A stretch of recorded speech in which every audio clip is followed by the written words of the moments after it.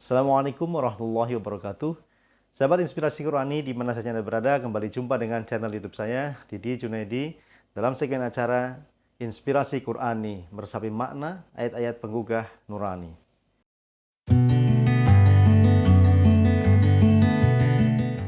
Sahabat Inspirasi Qurani berbahagia, pada kesempatan video kali ini saya akan menjelaskan satu tema tentang bahagia tuh di sini.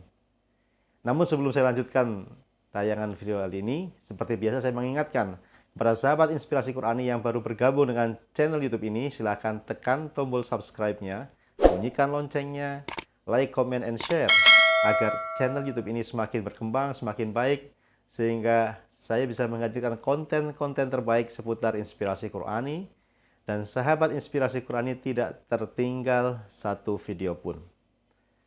Baik, sahabat Inspirasi Qurani berbahagia, mari kita mulai kajian kita tentang bahagia tuh di sini.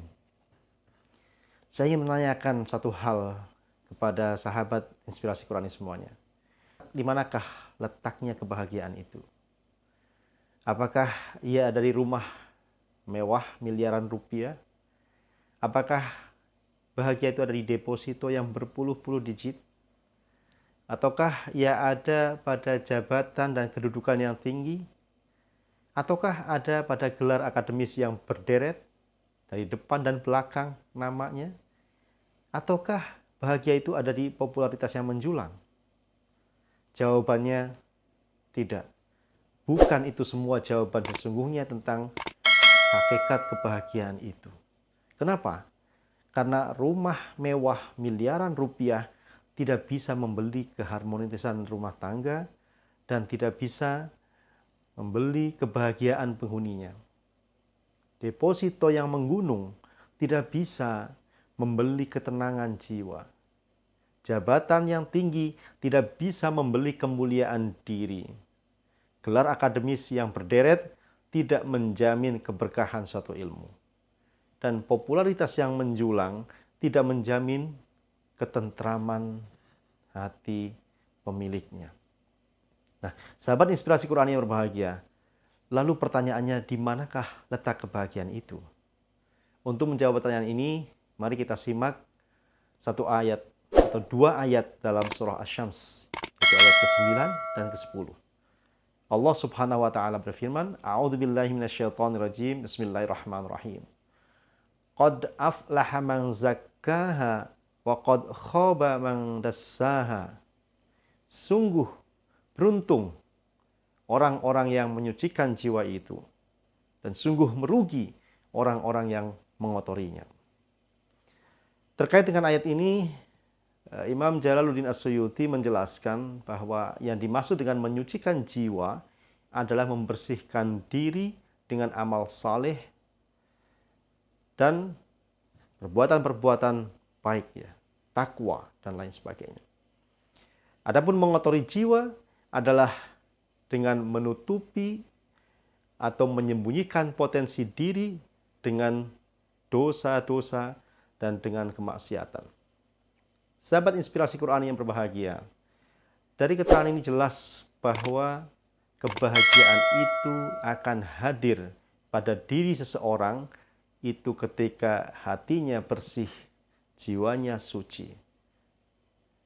Dan penderitaan akan hadir dalam diri seseorang ketika hatinya kotor, jiwanya juga penuh dengan kotoran, penuh dengan dosa.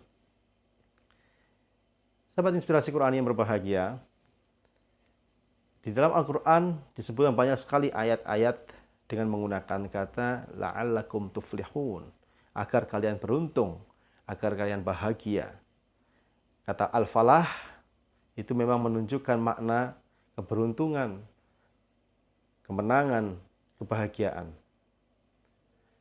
Nah, ada beberapa syarat yang harus dipenuhi oleh orang-orang atau oleh kita semua agar kita bahagia atau beruntung. Di antaranya yang disebutkan dalam surah Asy-Syams tadi, bahwa qad aflaha man zakkaha wa qad khaba man dassaha. Sungguh, ya, ini ada kata qad di situ, artinya sungguh, aflaha, beruntung, berbahagia, menang, man, orang yang zakka menyucikan, zakkaha menyucikan jiwanya, menyucikan dirinya. Sebaliknya, waqad khaba, dan sungguh akan merugi orang-orang yang merusak atau mengotori jiwanya. Sahabat inspirasi Quran yang berbahagia. Untuk itu, menggapai kebahagiaan itu tidak perlu jauh-jauh dengan mengarungi lautan luas, menaik gunung yang tinggi, atau sampai puncak gunung yang tinggi, berkeliling dunia, dan sebagainya. Kebahagiaan itu ada dalam diri kita, ada dalam jiwa kita, ada dalam hati kita. Bahagia itu terletak pada hati yang bersih, jiwa yang suci. Ada beberapa hal yang mungkin bisa menghadirkan kebahagiaan itu dalam diri kita. Terkait dengan sikap dan perilaku kita. Terkait dengan amaliyah-amaliyah kita, riadoh-riadoh batiniah kita. Orang akan bahagia kalau dalam dirinya tidak ada dendam, tidak ada benci, yang ada hanya kasih sayang. Orang akan bahagia kalau dalam dirinya tidak ada takabur atau sombong, yang ada hanyalah tawadhu, rendah hati.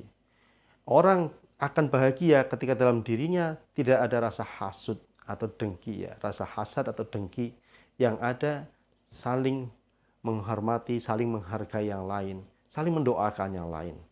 Orang akan bahagia kalau dalam dirinya dipenuhi dengan rasa syukur, rasa qanaah, sikap sabar. Tapi sebaliknya, ketika dalam dirinya yang dipenuhi dengan kebencian, dendam, kesumat, amarah, kemudian berpikir negatif terhadap orang lain, suudzon, iri, dengki, pasti sampai kapanpun tidak akan pernah bahagia. Nah, sahabat inspirasi Quran yang berbahagia, inilah bagaimana agar kita dapat bahagia. Tentu kita kembali kepada ajaran Al-Quran, kita sucikan jiwa-jiwa kita bersihkan hati-hati kita dari kotoran-kotoran dan dosa. Mudah-mudahan yang sedikit ini bisa memberikan motivasi dan inspirasi kepada kita semua. Tetaplah berbuat baik kepada siapapun, karena Allah tidak pernah mengabaikan, bahkan Allah akan selalu melipat gandakan kebaikan-kebaikan kita. Jauhi maksiat, jauhi dosa, jauhi berpikir negatif terhadap orang lain dan juga negatif terhadap Allah. Tetap berbaik sangka, husnudzon kepada sesama manusia, lebih-lebih kepada Allah. Maka hati kita, jiwa kita akan bersih dan suci, disitulah kebahagiaan akan kita dapatkan. Terima kasih. Mudah-mudahan ada manfaatnya. Kurang lebih mohon maaf. Wabillahi taufiq wal hidayah. Assalamualaikum warahmatullahi wabarakatuh.